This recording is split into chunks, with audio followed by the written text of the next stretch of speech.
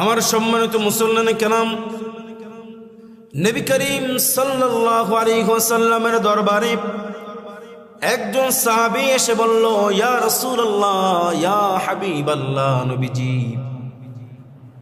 আমি তো অনেক গুনাহ করে ফেলেছি, অন্যায় করে ফেলেছি, আমি অনেক গুনাহ করেছি, আমি অনেক অন্যায় করেছি গো নবী, এখন আমি কি করব?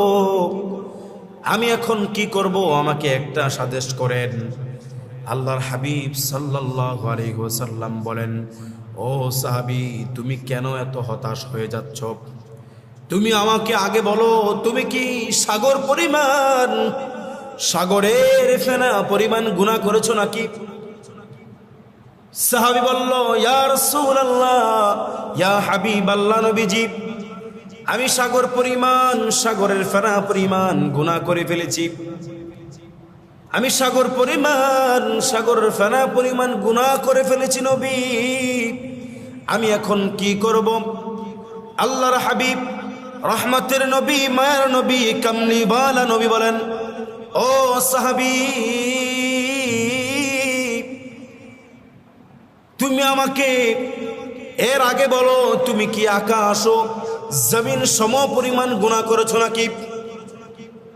আকাশ ও জমিন যতটুকু দূরত্ব আছে ততটুকু পরিমাণ কি তুমি গুনাহ করেছো নাকি? সাহাবী এবার কেঁদে কেঁদে বললেন, ইয়া রাসূলুল্লাহ, ইয়া হাবিবাল্লাহ, ওগো দয়ার নবী, মায়ের নবীজি, আমি আকাশ ও জমিন সম পরিমাণ গুনাহ করেছি গো নবী, আমি অনেক অপরাধী, আমি নিজেকে অনেক অপরাধী মনে করছি গো নবী, এখন আমি কি করতে পারি? আমাকে একটু সাজেস্ট করেন।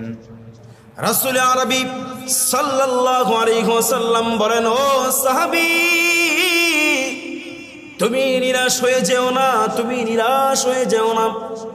তুমি কি পরিমাণ গুনাহ করেছো তুমি আমার কাছে একটু উত্তর দাও। তুমি প্রথমে বলেছো সাগর পরিমাণ, সাগরের ফেনা পরিমাণ গুনাহ করেছো, তারপরে তুমি বলেছ তুমি আকাশ ও জমিন সম পরিমাণ গুনাহ করেছ। ও সাহাবী, আমি তোমাকে প্রশ্ন করতে চাই, তুমি আমাকে বলো, তুমি কি আমার আল্লাহ রাব্বুল আলামিনের রহমতের চাইতেও কি বেশি গুনাহ করেছ? সাহাবী আবার বললেন, ইয়া রাসূলুল্লাহ, ইয়া হাবিবাল্লাহ, ওগো রহমতের নবী, মায়ের নবীজি, আমি তো রব্বুল আলামিনের রহমতের চাইতেও বেশি গুনাহ করি নাই। সুবহানাল্লাহ।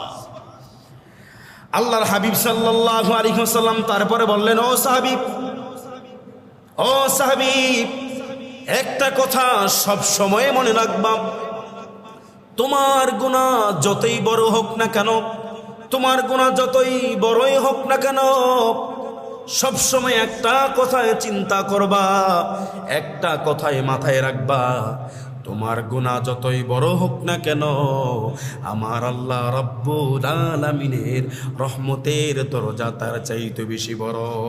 সুবহানাল্লাহ, সুবহানাল্লাহি ওয়া বিহামদি, সুবহানাল্লাহিল আযীম। আমার প্রিয় ভাইরা, নিরাশ হয়ে যাবেন না।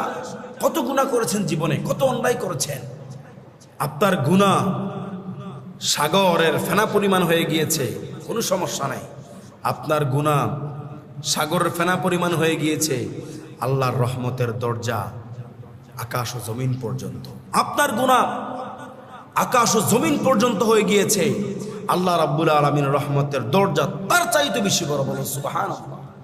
আমার প্রিয় ভাইয়েরা, নিরাশ হওয়া যাবে না। গুনাহ করেছেন তো কি হয়েছে, রাব্বুল আলামিনের কাছে তওবা করবেন, ক্ষমা চাইবেন, আমার আল্লাহ রাব্বুল আলামিন সাথে সাথে তার গুনাহগার বান্দার সব গুনাহগুলোকে ক্ষমা করে দিবেন। বলুন সুবহানাল্লাহ।